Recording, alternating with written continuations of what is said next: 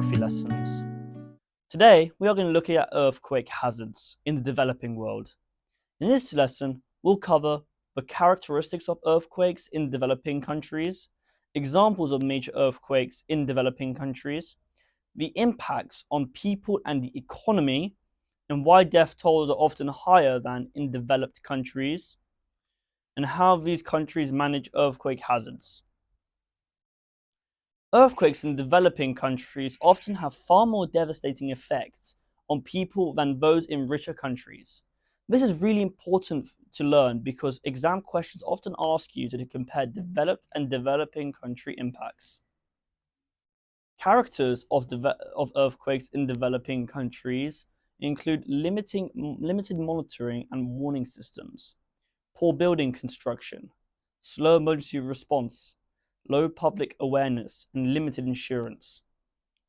Limited monitoring and warning systems include few or no seismic sensors, meaning earthquakes are often come without warning. Poor building construction include many homes are built from reinforced brick, stone, or mud, which collapse easily. Slow emergency response include fewer emergency workers, poor transport infrastructure, and shortage of medical supplies delay help. And low public awareness, people are less likely to have earthquake drills or know safe actions. Limited insurance includes most people cannot afford insurance, meaning recovery takes much longer. As shown here, these factors combine to make earthquakes far deadlier. Examples of earthquakes in developing countries include the Haiti earthquake in 2010, Pakistan earthquake in 2005, and Nepal earthquake in 2015.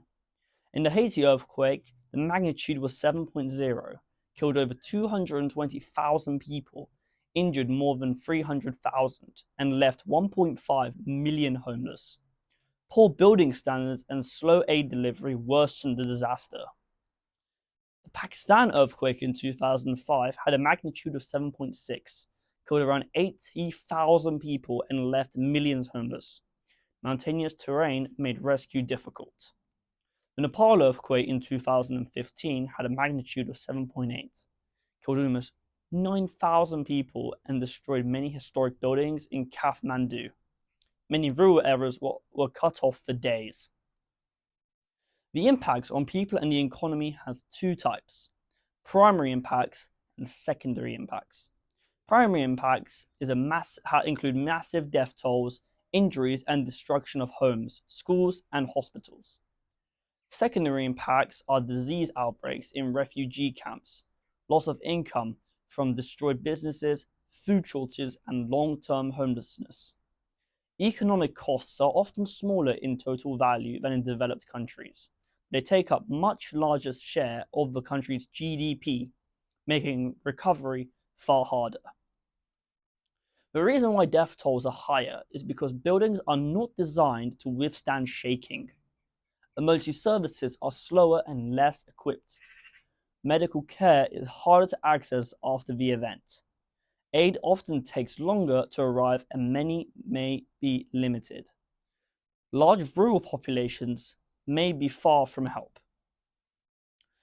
To manage earthquake hazards in developing countries, there's prediction and monitoring, preparation, protection, and response and recovery.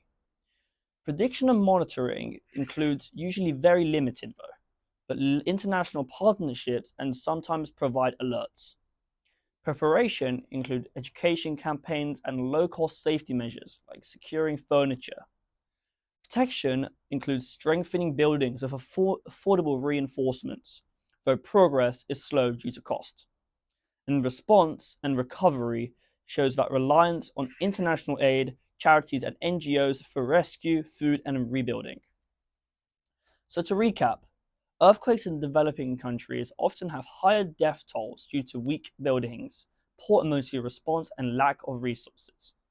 Examples include Haiti in 2010, Pakistan in 2005, and Nepal in 2015. Recovery is slow because of economic limitations and reliance on aid.